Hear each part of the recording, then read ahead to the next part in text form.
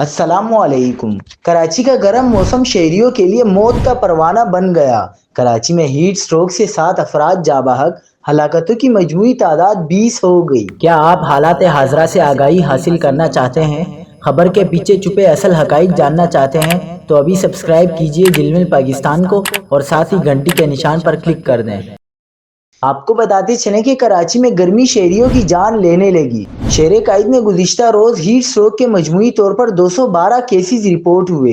شہر قائد میں heat stroke سے 7 افراد انتقال کر گئے، جس کے بعد مجموعی طور پر ہیٹ سٹروک سے ہلاکتوں کی تعداد 20 ہو گئی۔ محکمہ صحت اور سرکاری اسپتالوں کے اعداد و شمار میں تضاد سامنے آ گیا۔ جناح اسپتال کراچی میں گزشتہ روز ہیٹ سٹروک کے 14 مریضوں کو لایا گیا۔ سول اسپتال کراچی میں ہیٹ سٹروک سے 15 افراد جبکہ قطر اسپتال میں ایک شخص جاں بحق ہوا۔ دوسری جانب گزشتہ 24 گھنٹوں میں کراچی میں ہیٹ سٹروک کے مجموعی طور پر 212 کیسز رپورٹ ہوئے۔ کراچی میں شدید گرمی کے باعث گنجان آباد علاقوں میں ہیٹ سٹروک سے اموات کا خدشہ بڑھ گیا ہے۔